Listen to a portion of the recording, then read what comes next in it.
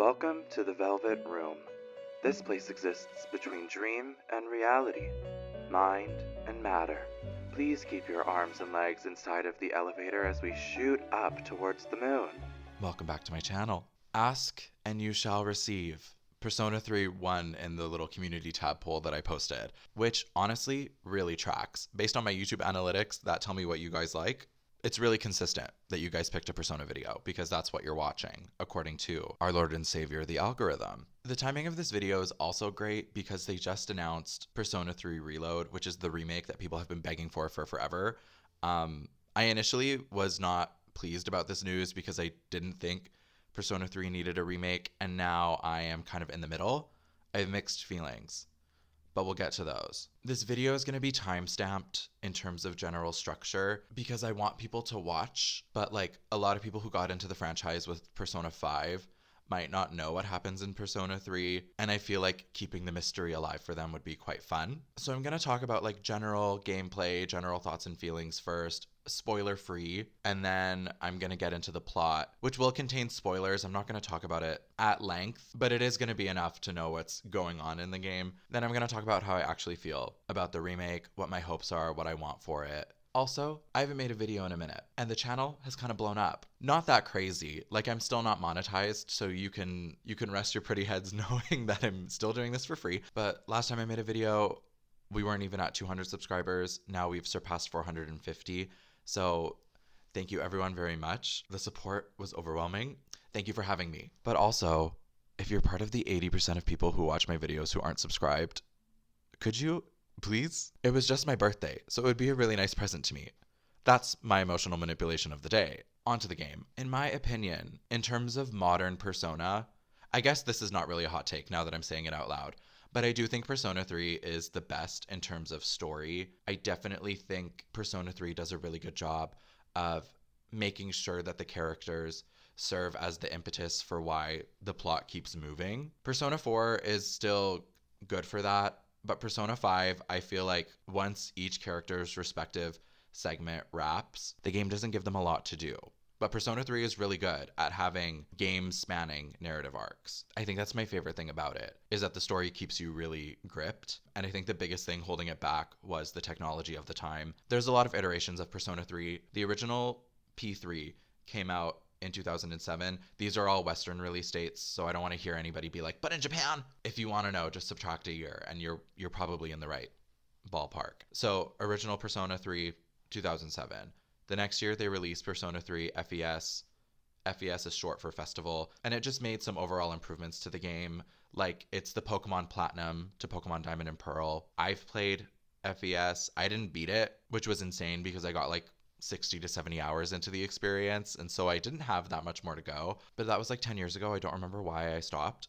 Probably because I was in middle or high school and I had something else to do. Besides the overall enhancements, the biggest thing that FES added was an epilogue called The Answer, where we follow Aegis. It's basically just a continuation of literally where the story leaves off at the very end of Persona 3. It's not like a year passes, it's literally a couple months after. I have not played The Answer, so I will not be covering it in this video. Both Persona 3 and FES are PS2 originals. Then in 2010, Persona 3 Portable came out on the PSP, and it's a serviceable version of the game, but they take out a lot. Like, all the content is still there, but the anime cutscenes are replaced with CG stills that just don't work as well. Normally in Persona, every scene is acted out by the 3D models, and you also have the 2D models talking to each other. In Portable, they remove the 3D models, so it's just that kind of visual novel style of like this picture talking to this picture. The way that I make sense of it in my brain is like, this is my theater degree showing, this is me weaponizing my BFA. Just kidding. I wasn't accepted into the BFA because I wasn't straight enough. The way I see it, Persona 3 Portable is like a staged reading of Persona 3. So like actors sitting down and reading their scripts. They're still performing it well, but you're getting a piece of the experience. Whereas the original Persona 3 and FES are like the fully staged productions where we can really see what the characters are up to and we can glean extra meaning from how they're standing, how they're behaving, things like that. I'm drinking coffee to increase my charm. Persona fans get it. I played Persona 3 Portable because they just ported it to the Switch, so I bought it as well as Persona 4 Golden, which is crazy because I own 3 different copies of Persona 4 and I've never finished it. I played Persona 3 Portable, and a lot of people were upset that they chose to port Portable because P3P is not the ideal Persona experience. And I agree. I feel like it works for majority of the content, but there are some parts where it really does a disservice to the game. I knew what they were doing when they dropped Portable because it's an inferior experience of the game. So I was like, oh, okay, they did that. So the remake must be coming because I feel like there have been rumbles in the kingdom for a long time that people want the remake because Persona 3, as good as it is very slow and the combat sucks. I knew that when they were releasing Portable that they were going to announce the remake eventually. So I'm very glad that it leaked because the remake, the trailer is beautiful. The other big thing that Portable adds is a new playable character. So normally in Persona 3 and with all Persona games, you play as a man, a boy, I should say, because they're all high school students. But Portable adds the girl route. I did not play that, but I would like to eventually because they do make changes, and it would be interesting to see if Reload incorporates some of the things that they do differently in the pink route of Portable. A lot of diehard Persona fans might get upset at me for saying this, but I think if you're going to revisit the port or any of the old versions of this game, you should play it on easy. Controversial, yet brave. It does make the experience a breeze. However, if combat was more fun, I might want to spend 80 hours in this game.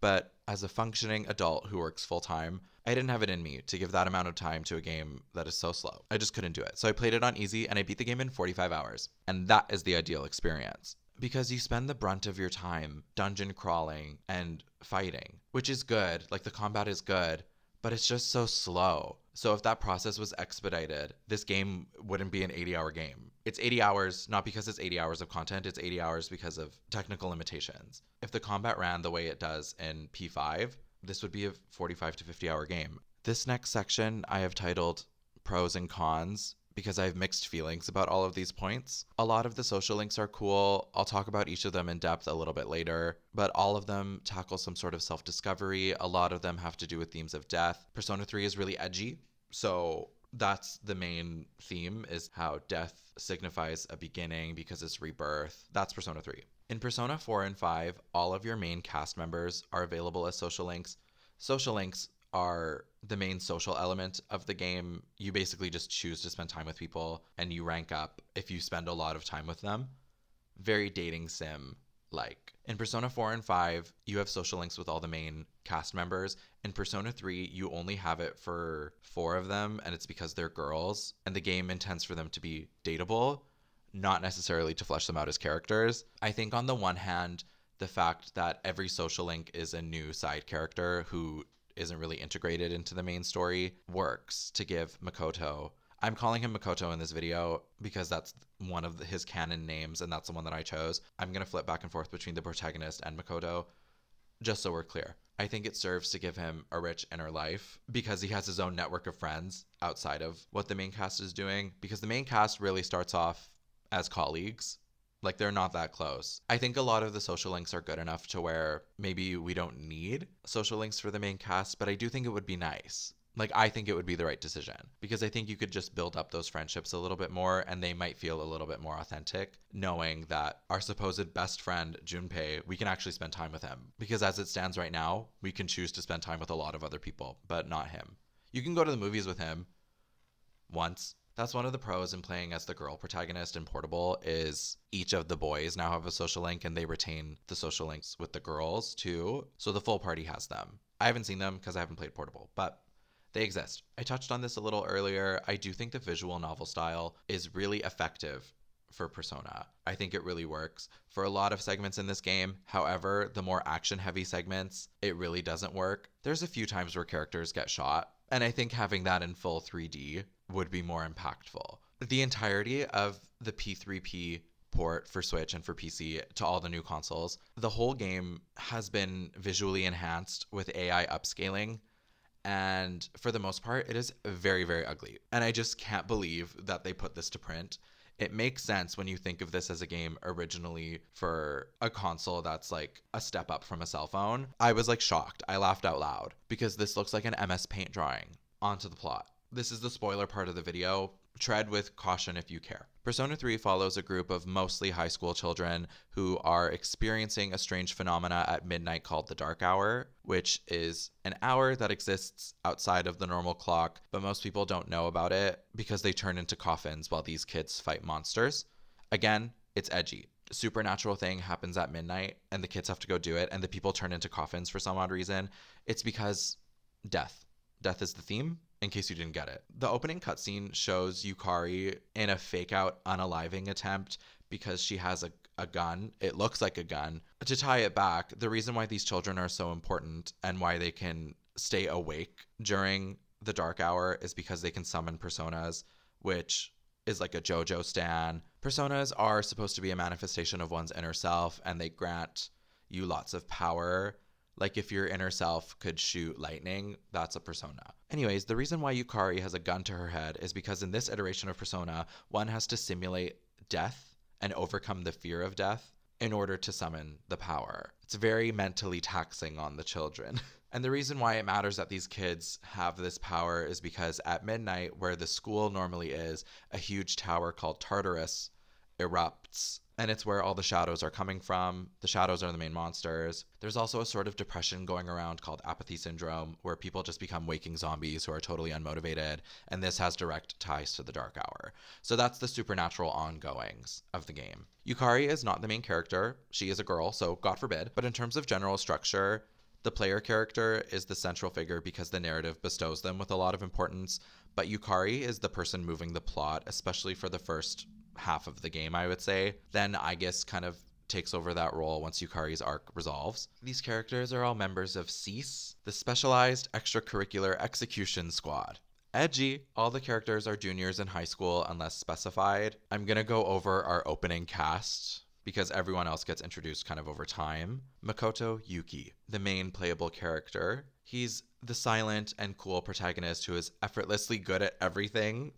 Given how the game goes, he's a star athlete, artist, seamstress, foodie, student council member, top of the class, model, potentially, unless that's a scam, therapist to a lot of people, gamer, so many things. Like, he's literally perfect. We don't know a ton about his backstory at the very beginning of the game, but he's been invited to attend Gekkoukan High School because he can access the Dark Hour. He also leads CEASE in combat. Yukari Takeba is the deuteragonist, in my opinion. She is the high school it girl. She's kind, she's smart, she's gorgeous. All the boys are frothing at the mouth for her because she's just so hot, and this game is just so horny. She's fascinated by the school's mystery and has a fixation on Mitsuru because of her family's affiliation with the school. Junpei Iori is the comedic, funny, horny guy best friend, and his main plot lines have to do with his jealousy towards Makoto due to his own perceived incompetence and his romance with enemy Shidori. Akihiko Sanada is a senior and captain of the boxing team. He's been involved with fighting the shadows alongside Mitsuru for a few years prior to the start of the story. He's also longtime friends with Shinjiro. Not gay. It's not. They're not. I swear. At the start of the game, he's tending to an injury and can't fight. Mitsuru Kirijo is the head bitch in charge. She's also a senior and she's the class president. She's also the heiress to the Kirijo Group, which is a multinational trading company. The Kirijo Group also owns the school, some research facilities, among other ventures. She's rich. She's the leader of CEASE in terms of making like big picture decisions. She's the executive director, whereas Makoto is more in charge of operations. You know what I mean? She starts off as the group's navigator, but her persona is more combat oriented, so she can only do so much analysis. This is our cast at the opening of the game. I'll introduce the other characters as they become relevant to the story. The game starts off in April, and it's kind of boring. It's a little slow to move. It's not boring. Not much happens until June. We, the protagonist, move to to the Iwatodai dorm, which is a holding place for Persona user students. Here we meet a child in the middle of the night named Pharos, who is a normal boy. Nothing to see here. He just shows up in our bedroom during the metaphysical hour and asks to be our friend and talks a lot about dying. He's basically a sleep paralysis demon. On the first full moon of the game, a huge shadow shows up on the dorm's roof. Yukari and Makoto both fight it. Makoto summons Orpheus, which is his signature persona, but at a point in the fight, Orpheus becomes Thanatos, which is like the ultimate death persona, and kills the big shadow. Most people only have one persona, but Makoto is obviously the chosen one, so he can access a bunch of personas, and that brings in the creature collection aspect of the game. He also has a dream where he visits the Velvet Room, which is a pocket dimension that manifests in P3 as a big elevator. Igor and Elizabeth are there. Igor is the only character who's been in every Persona game, and he lets you fuse new, stronger personas. Elizabeth is his servant. She's a side character with deep lore that you'll only find out if you're really good at the game and if you play Persona 4 Arena, because her story keeps going. She's definitely more interesting in that game. She questions the meaning of her own life because she is not human. She's a doll that has been animated to like look human. She oversees the compendium, which is the Persona Pokedex. The Persona Dex, if you will. Elizabeth is also a dateable character, which is a new addition that they added in FES and continues through Portable. Portable also introduces a brother for her, so if you play as the girl protagonist, I think you can still meet Elizabeth, but Theodore is the boy version who you can date. They're just a couple of quirky pals in this little elevator that doesn't exist. The next full moon, another big shadow takes over a train. Makoto, Yukari, and Junpei have to go deal with it because Akihiko is still recovering, and Mitsuru is the guy in the truck giving you data, except she has a motorbike that we never see her ride. At least not in Portable. I don't remember if it shows in the full game. But also, if she bikes everywhere, does a car have to come pick up everybody else? Most people have been physically transformed into coffins. So who drives? There's no Uber and there's no electricity. I don't know how they get places. During this train operation, Junpei really reveals his frustration with Makoto. He's upset that Makoto was selected as leader, and his major personal arc is working through his jealous feelings. During May/early June, we hear some rumblings about school bullying and some girls have gone missing, including Fuka Yamagishi, who is found to have the potential to summon a persona. Fuka is the shy, nerdy girl who is being bullied, which I think is deliberately done to position her in stark contrast with Yukari and Mitsuru, who are both extremely popular. Anyways, her and her bullies all disappear because they were all at the school at midnight when it transforms into the big demon tower, so they get trapped. On the night of the next full moon, we rescue Fuka and the other girls. Fuka summons her persona, that's her big moment, and she takes over as the group's navigator because she can't fight at all, whereas Mitsuru has some combat abilities, so Fuka becomes the new girl in the truck. In July, we go to Yakushima on summer vacation because Mitsuru is rich and has a home there. Here we meet Aigis, who is a robot developed by the Karijo group to fight shadows, so she can summon a persona in spite of not being human. Aigis walked so Janet from The Good Place could run. They are both not girls. By this point, we've also met Ken, a grade school kid, Koromaru, a dog, and Shinjiro, longtime friend of Akihiko. They all get added to the party during the summer, which is honestly too much. I wish they would have spread them out over time because we suddenly have all these new people to care about all at once, and also just from a gameplay perspective, you have to raise them kind of together. So you have to spend more time grinding experience for them equally just to make sure that no one gets like really ahead of the other. But we're drip fed Akihiko and Mitsuru and Fuka doesn't even fight. So the fact that we slowly get party members over the first like 3-ish months of the game, and then all of a sudden we have the full cast of 8 or 9 is a little much. I would have liked it if they spread it out. I don't know if they'll be able to achieve that in Reload because of how the narrative works, but I think they could do it.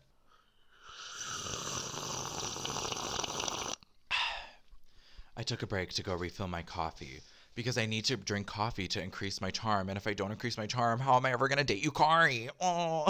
I do have to say, although this game is incredibly horny and at times is blatantly sexist, it does pass the Bechdel test because the girls in the cast actually have plot lines and they are given something to do. These plot lines largely culminate while on vacation. Up until this point, Yukari has had a sort of fascination with Mitsuru, which, if you're just taking it at face value, it honestly reads as jealousy, especially because she keeps asking classmates, like, what do you think of her? She's something, hey? Yeah, no, she's cool. Love her. I think the game is really smart for making it seem like Yukari is jealous, but she's really just interested in Mitsuru's family because the Kirijo group owns the school. So Yukari thinks Mitsuru knows more about the mystery and what's going on with the shadows than she's letting on. Yukari's onto something. She is a detective. She is the Nancy Drew of drag. Once Fuka joins the party, like I said, she's the new hacker of the group. But she can actually hack. Like, she knows how to do that on real computers and not just like be like, this is the enemy weakness. Oh, this pheromone coffee is giving me indigestion. Yukari asks Fuka to hack a Kirijo database in order to get more information as to what's happening with the shadows, and Yukari thinks Mitsuru knows what's going on. So all of this comes to a boiling point when they're on vacation, and Yukari has an outburst because her father was a researcher for the Kirijo group and died 10 years before the start of the game because the experiments went wrong. So she's trying to figure out what happened to her dad. The research went wrong, there was a huge explosion. Lots of people died at Stonewall, including Yukari's father. This experiment gone wrong is the reason why the Dark Hour exists. That's Yukari's personal arc, figuring out what happened to her father, and that's why she was so obsessed with Mitsuru, because she thought she knew, but Mitsuru didn't know anything, and she wasn't involved, like she was a child. Since they're at Mitsuru's family home, they're able to talk to her dad, and he confirms what happens, and he apologizes to Yukari on behalf of the grandfather patriarch who is no longer alive, because it was his fault. Mitsuru has some more development a little bit later, but this big reveal kind of wraps up the game's first act. After this point, Yukari and Fuka and Mitsuru don't really have much to do. I do think Mitsuru's plotline is a little bit lackluster in this game, TBH. I think they could afford to do more with her. On to the boys, who are really the leaders of Act 2. At some point, we're introduced to Strega, who are the main human antagonists of the game. Their motivations are very poorly established, and I think that may have to do with the translation for Persona 3 being pretty bad. The dialogue is really rough. It could really use a script update. The only one that we care about is Shidori because she actually is relevant to the plot outside of being just an opposing force to be there. So Shinjiro has known Aki and Mitsuru for a long time, but he's besties with Akihiko. Again, they're not gay. They're just sitting in a hot tub. Aki has been periodically asking Shinjiro over the first few months of the game to come back to Cease. He's like, we're getting the band back together. We've got all these new people. We have a dog. You should come back. And Shinjiro has been hesitant because 2 years before the start of the game, he lost control of his persona and accidentally killed someone. Strega, sorry, I'm kind of playing with two plotlines here, but I promise it'll make sense. Strega were experimented on when they were children to acquire personas, but because their personas didn't occur naturally, like they weren't birthed from whatever, because they were experimentally induced, they need to take suppressants, because if they don't, their personas will go out of control and try to kill them. So Shinjiro is not involved in Strega, but he's in communication. They're in meetings. Shinjiro gets the drugs from them because he also wants to suppress his persona because he doesn't want to kill anybody again. We love Shinjiro in this house. Shinjiro does eventually come back to the party at around the same time as Ken, who is a grade schooler who can also summon a persona, but the group keeps him benched for a while because he's literally a child. I mean, they're all children, but Ken is a baby. I guess I'll also talk about Koromaru now. Koromaru is a dog whose carer died, and he can also summon a persona. He's also such a good boy. A very cute dog. Anyways, the person that Shinjiro killed 2 years ago, yeah, Ken's mom. Rough. Accidental dog pun. So Ken wanted to join Cease to get revenge on Shinjiro. Ken is an Avenger, child Captain America. On October 4th, Ken reveals his murderous intentions towards Shinjiro, but then they're intercepted by Strega, and then Strega's like, hey kid, you should kill that guy. The leader of Strega, Takaya, who's like a freak, is like, well, if you're not going to kill him, I guess I'm going to shoot a child. So he goes to do it, and then Shinjiro jumps in the way and takes the bullet and dies. And this is such a pivotal moment in the game. It's such a standout scene because Shinjiro is painted as such a delinquent, and then he has this funeral at the school, and all these people are like talking shit about him at the funeral because they don't really know him, and the general impression is that he was like kind of a loser, which makes the party so upset because they know that he's a nice guy. And also it's just like rude because he gave his life to like save someone else. It's a good moment. It's really good. The game handles it quite well. This is one of two scenes primarily where I think the 2D visual novel style does such a disservice to the storytelling, because you don't really know what's going on. After Shinjiro's death, Akihiko has some personal development. He and Ken develop a very sibling-like bond. Ken doesn't have a lot to do in this game as a whole. I think he's poorly integrated, but his camaraderie with Akihiko is nice. The way that they support each other is endearing. Junpei's story also has to do with Strega, and it comes to a head in November. As we've already discussed, Junpei perceives himself as a loser, so he's really invested in this hero fantasy, being the person who ventures into the middle of the night with his big sword, saving the day, just doing thankless work because no one knows that Cease is saving the world. So since Makoto has become the school it boy and he's the leader, Junpei resents Makoto's competence. Enter Shidori. Junpei is girl obsessed, so he's constantly hitting on everyone, but he's at the train station one day and he sees this doll-like girl drawing, and he approaches her and he asks her what she's doing. And initially she's quite cold, but he peeks over her shoulder and sees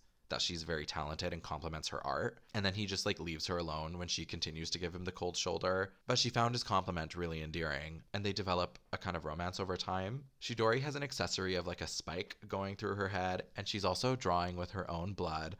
Again, because Persona 3 is edgy. This couple goes through a lot, but there's a point where Shidori kidnaps Junpei, but then Junpei escapes, and then they kidnap Shidori, and then they keep her in this hospital, also because her health is quite poor, she actually really needs the care. She refuses to talk to anybody in Cease except for Junpei. During the November full moon, she leaves the hospital and tries to prevent the group from re-entering Tartarus. We fight her, and then the two Strega guys come out, and Takaya shoots Junpei. This game has a little bit of an over-reliance on guns to really make stuff happen, but that's okay. Shidori gives her life to save him because her main power is healing. It's a great moment. The aftermath is pretty well handled too. They find her journal and they flip through all of her art. Shidori's death and Junpei's new resolve caps off Act 2. And then entering Act 3, we're really in Makoto and Aigis era. Remember the nightmare demon from earlier? He's gone, and randomly, totally unrelated, there's a weird mid-semester transfer student who joins our class and doesn't know anything about his own life or history.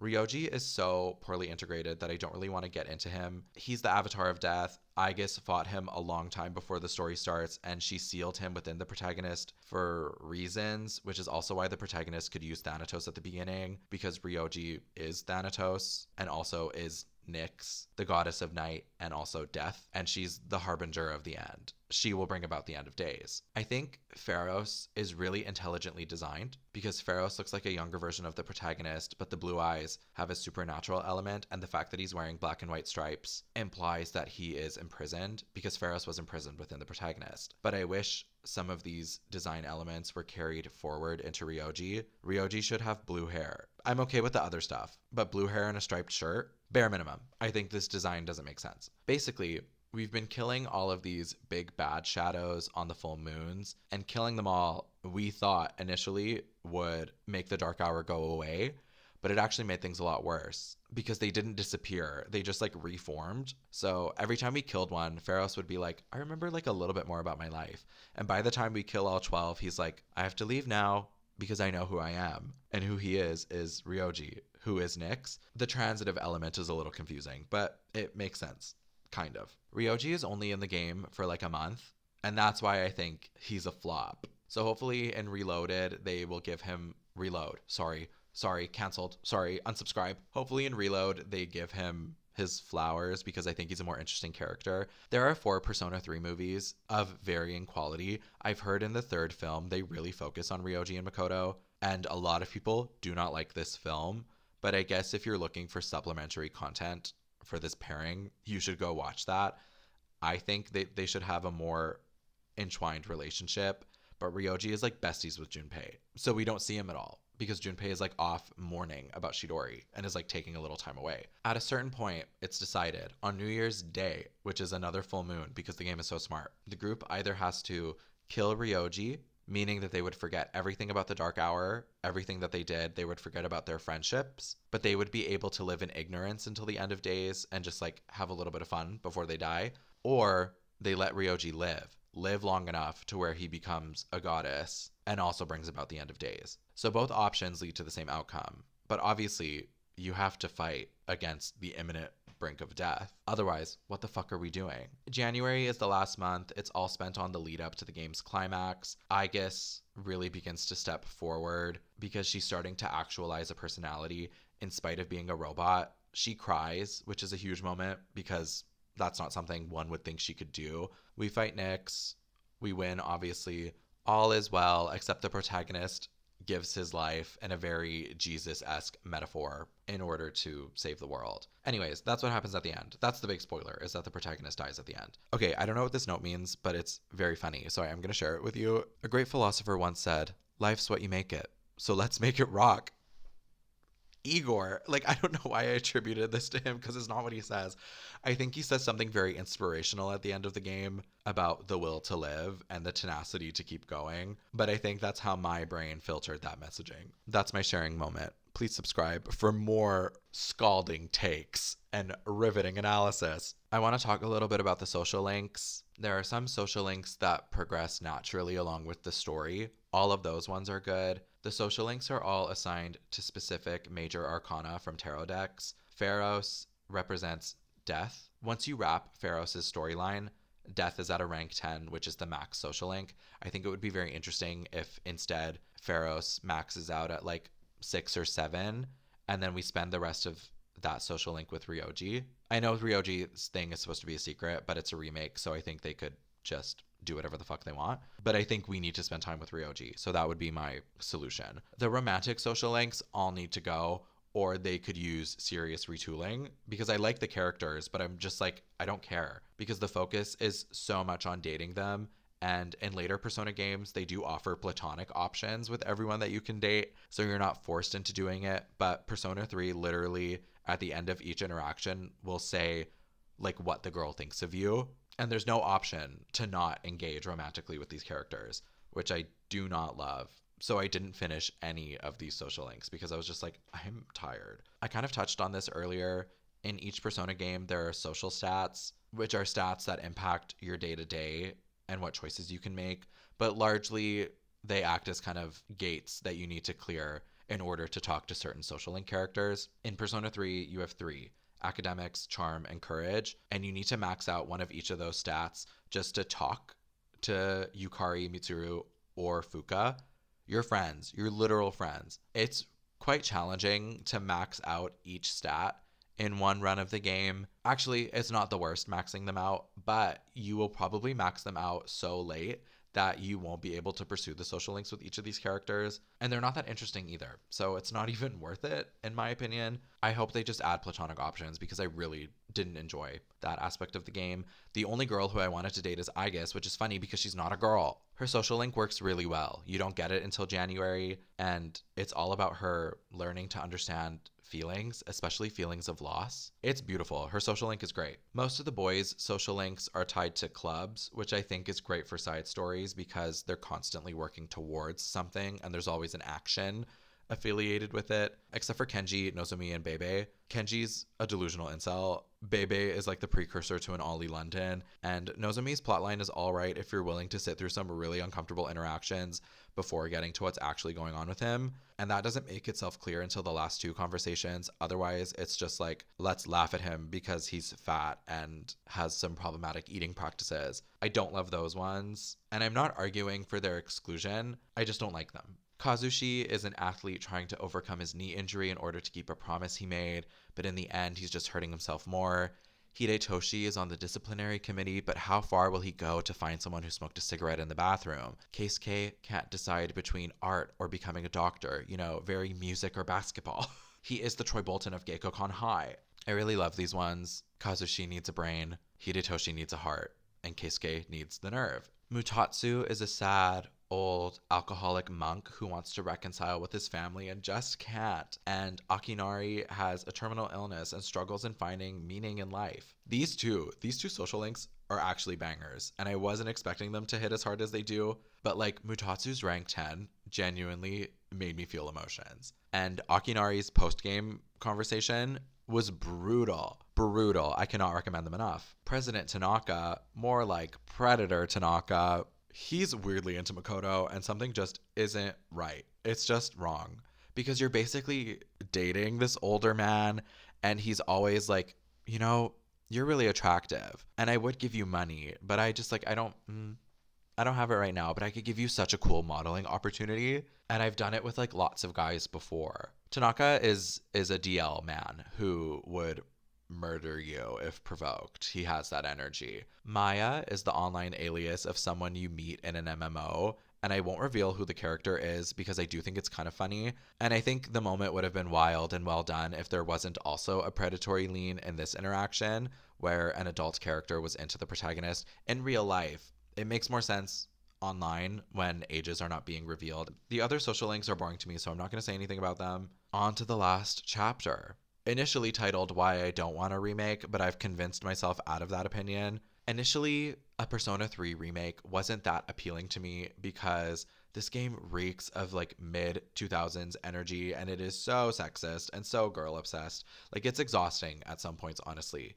Like, straight people want to say that we're shoving queerness down their throats, and then this is what the media is serving. I can't believe it. They don't know what it's like to be assaulted by an experience that is so painfully, detrimentally straight. Some of the side content genuinely does bother me, but with that being said, I do think a remake would probably fix the brunt of my issues if they choose to modernize Persona 3. The dialogue writing severely needs to be updated, not just to like match with the times, but because it's clunky and kind of bad in some spots. I just think an updated treatment would be so good for the game. I think there are general opportunities to improve the game's pacing because literally nothing story related will happen for like 3 weeks of in-game time, and then all of a sudden it's like 2 hours of just straight plot, which is fine because the plot is good. But I think if they're able to add more expository scenes during the in-between moments, I think that would be great. Because they already do exist, but the game just needs more. And especially if combat is improved, and if they want to keep a longer runtime, they're going to need to add a lot of story content in order to make this an 80-hour experience, which is the general intended outcome with Persona. I think each of the characters needs more of a spotlight when they're being introduced so that we can learn to care about them. I do think each of them should probably have a social link that's platonic and has to do with something that they're personally pursuing. Like, show me Mitsuru being the class president. Show me Fuka learning how to be a hacker because that's something that she can do. Show me Yukari as a member of the archery club. Show me Akihiko as a member of the boxing club. Let's walk Ken to school. I don't know. Make Strega's motivations less stupid and vapid. Like I said earlier, I cut my playtime down by about 30 hours because I was playing on easy, but I'd be willing to commit to an 80-hour experience of a game that I basically just played if so much of that time wasn't being spent in dull combat and if we were fleshing out this world even more. Like I said, there are 4 Persona 3 movies, and those ones make slightly different choices along the way in terms of how the plot progresses. Maybe they'll include some of those tweaks in this game, and maybe they'll make some new choices that just surprise us in general. But I do think there is room for improvement. Also, like I said, most of the social links are good, but I do think it might be worth sacrificing some of them to make room for others, because there are some plot relevant characters that I think we just need to see a lot more. Atlas, give them their flowers. Okay, I think that is all for today. I've talked enough. If you enjoyed this video, please feel free to like and subscribe. Again, the channel has received a lot of support in the past month, which is really, really excellent. Thank you very much. Stay safe, drink lots of coffee, do some karaoke, and study really hard, because finals are on Monday.